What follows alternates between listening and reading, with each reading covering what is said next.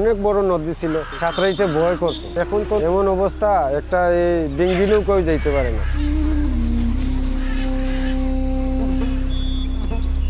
500-600 মনা 2000 মনা নাও গেছে, তখন নদী রয়েছে না, এটা খাল হয়ে গেছে। প্রচুর মাছ রয়েছে, বলি যা কত বোয়াল মাছ এটা, মানে বোয়াল হয়ে তা আর কই পাইতেন, হুঁড়ি দিয়েও মিলে না।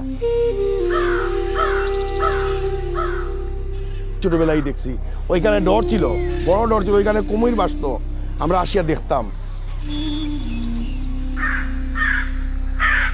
সম্পূর্ণ ময়লা আবর্জনা এই নদীতে ফেলে দেয়। এই যে বিল্ডিংগুলো যা আছে সব অবৈধ, এগুলা সব নদীতে ছিল, কোনোভাবেই দখলদারদের থামানো যাচ্ছে না।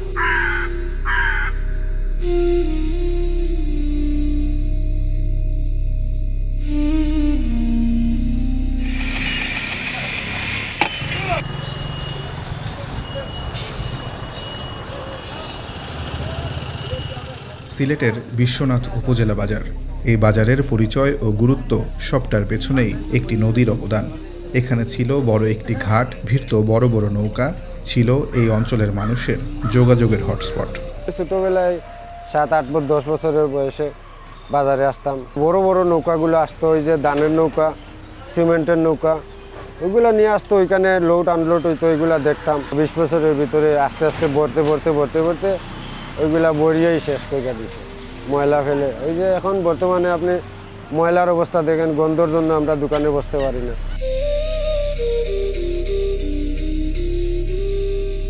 খরস্রোতা নদীর এপার থেকে ওপারে যাওয়ার জন্য তৈরি করা হয়েছিল বিশ্বনাথের এই ব্রিজটি। নিচ দিয়ে নদীর বুক চিরে চলে যেত 500 মনের বিরাট বিরাট সব নৌকা। তবে এখন ব্রিজের নিচেই তৈরি হয়েছে রাস্তা। নৌকার পথে এখন অনায়াসে চলতে পারে অটোরিকশা, মোটরসাইকেল আর গাড়ি।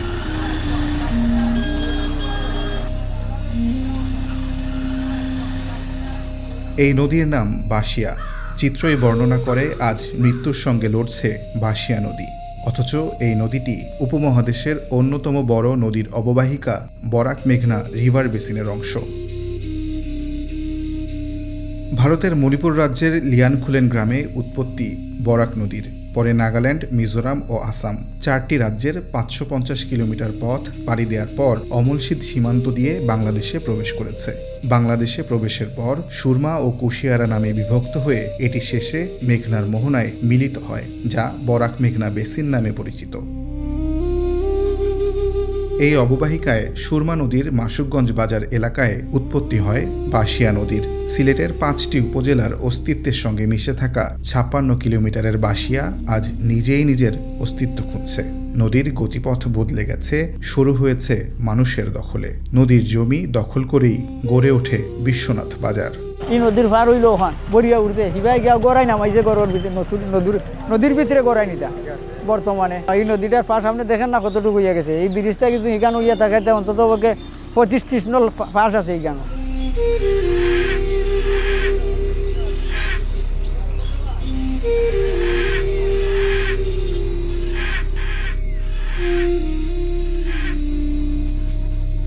বাঁশিয়ার পার ধরে কয়েক কিলোমিটার জুড়ে দেখা যায় প্লাস্টিক, আবর্জনা আর কেমিক্যাল, যেন এক বিষাক্ত নদী। নদীতে পানি না থাকলেও বাঁশিয়ার ধারেই আছে বড় বড় ইট ভাটা। প্রকৃতির জন্য ক্ষতিকর তো বটেই, এসব ভাটার বিষাক্ত বর্জ্য নদীতে মিশে পানিকেও দূষিত করেছে।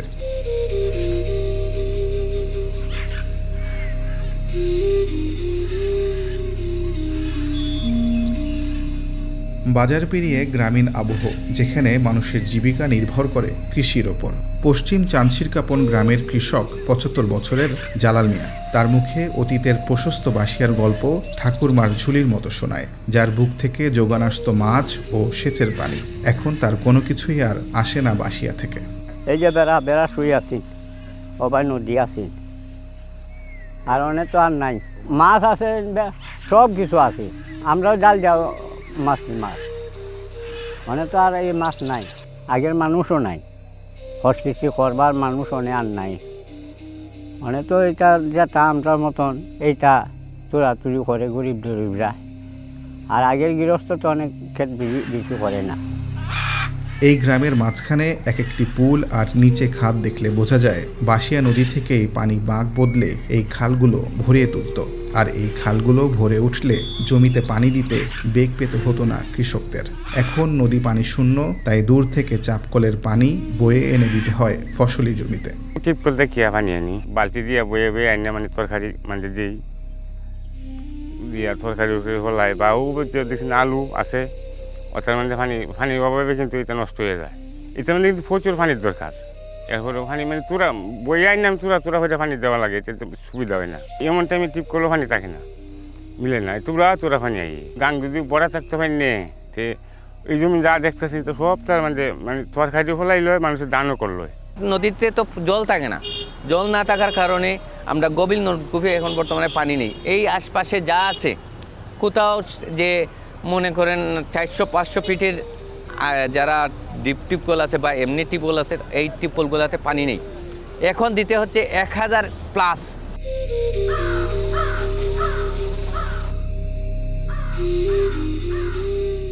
গত 2 দশকে তিলে তিলে বাঁশিয়া নদী ঢলে পড়েছে মৃত্যুর কোলে। তবে একদল অ্যাক্টিভিস্ট এই নদীকে বাঁচানোর চেষ্টা করে যাচ্ছেন প্রাণপণ। বাঁচাও বাঁশিয়া নদী ঐক্য পরিষদের আহ্বায়ক ফজল খান 2011 সাল থেকে এলাকাবাসীকে সংগঠিত করে দখল দূষণের বিরুদ্ধে প্রতিবাদ করে যাচ্ছেন। এই রাস্তাটা হচ্ছে নদীর পাড়ের রাস্তা, আর ওই যে পাড়টা যা আছে এগুলো সব নদীতে পড়ছে, সব নদীর দখল করছে ওরা, দখলদাররা সারা। এই মসজিদ যে দেখতেছেন, এই মসজিদের ঠিক অর্ধেক পর্যন্ত,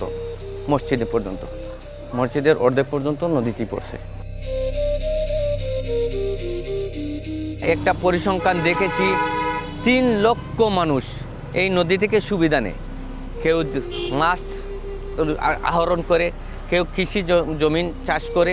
এই নদীটি কিন্তু আমাদের কাগজে পত্রে কোথাও আছে 180 মিটার, আবার কোথাও আছে 150 মিটার, অর্থাৎ 150 মিটার। এখন টুডেল নদীটা আছে ওইদিকে হচ্ছে 60 মিটার, টুডেল 60 মিটার, ওদিকে হচ্ছে 80 মিটার সম্ভবত আছে, বা 70 মিটার এরকম হবে। কিন্তু সারাটা নদী গ্রাস করে ফেলেছে দুই পার দখলদাররা। গত 15 বছরে তারা 200-রও বেশি আন্দোলন, মানববন্ধন, সভা করেছেন। মাঝে 2017 সালে 186 জন দখলদারকে চিহ্নিত করে প্রশাসন। সরেজমিনে ঘেঁটে নকশা প্রস্তুত করা হয় নদীর কোন অংশে কতখানি দখল রয়েছে। 15 দিনের মধ্যে উচ্ছেদের নোটিশ দেয় প্রশাসন, কিন্তু গত 9 বছরেও চিত্রের পরিবর্তন ঘটেনি। এমনকি জেলা প্রশাসনের ওয়েবসাইটেও সিলেটের 36টি নদীর মধ্যে নেই বাঁশিয়ার নাম। দখলদাররা খুব প্রভাবশালী পয়সাওয়ালা, যার কারণে ওরা হাইকোর্টে রিট করে দেয়। রিট করার পর 6 মাস পর ওরা স্টেশন বাড়াইতে থাকে। এইভাবে চলতেই আছে। বাঁশিয়া আজ কেবল একটি মৃতপ্রায় নদী নয়, বরং আমাদের সম্মিলিত অবহেলার এক জীবন্ত দলিল। বেপরোয়া দখলের থাবায় নদীটি আজ পরিবেশ হত্যার এক বাস্তবতায় এসে দাঁড়িয়েছে। নদীর এই মরণদশা কেবল ভূপ্রকৃতি নয়, বদলে দিয়েছে জনপদের ভাগ্যকেও। এই নদীর পানি শূন্যতার কারণে সরাসরি প্রভাব পড়েছে কৃষিতে। একসময়ের প্রমত্তা এই নদীর নাব্যতা আজ ইতিহাসের পাতায় বন্দী। ফলে স্থবির হয়ে পড়েছে নৌপথ। বর্জ্য আর প্লাস্টিকের অবাধ দূষণ বাঁশিয়ার পানিকে করেছে বিষাক্ত, বিপন্ন হয়েছে জীববৈচিত্র্য।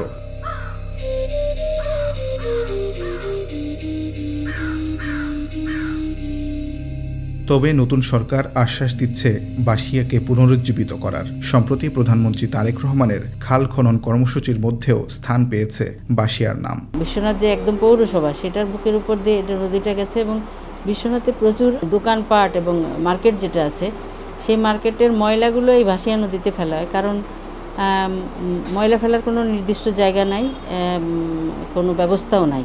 আমরা নির্বাচনের আগের থেকেই চেষ্টা করেছি যে এই ব্যবস্থা কিভাবে সমাধান করা যায়। নির্বাচনের পরপরই আমরা সাময়িকভাবে চারটা ডাস্টবিন এখানে স্থাপন করেছি, কিন্তু অসুবিধা হচ্ছে যে আমরা আসলে এখানে ডাম্পিং স্টেশনটা খুবই জরুরি। এই ডাম্পিং স্টেশন করার মতো জায়গাও নাই। প্রধানমন্ত্রী তো আসছিলেন, এসে এটার উদ্বোধন করেছেন। এটা খনন কাজ সদর ইউনিয়নে যেখান থেকে শুরু হয়েছে সেখানে উনি উদ্বোধন করেছেন, এবং এটা প্রায়োরিটি বেসিসে উনি যে প্রথম যে সিলেটের যে খাল খননের যে কর্মসূচি, এটা প্রথমে উনি এই খাল খনন দিয়ে উদ্বোধন করেছেন।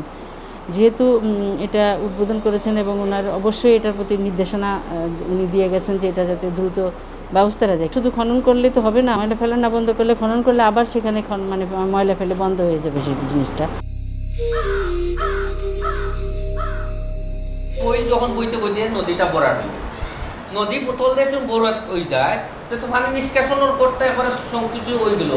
শুধু খননই বাঁশিয়াকে বাঁচাতে পারবে না, প্রয়োজন সম্মিলিত প্রচেষ্টার আর জনসচেতনতার। তাই নদীগুলোকে জীবিত করার লক্ষ্যে দখল দূষণের কবল থেকে বাঁচাতে সচেতনতা বৃদ্ধি এবং সক্রিয় ভূমিকা রাখতে হবে সবাইকে, বিশেষ করে তরুণদের, কারণ নদী বাঁচলেই বাঁচবে তাদের ভবিষ্যৎ।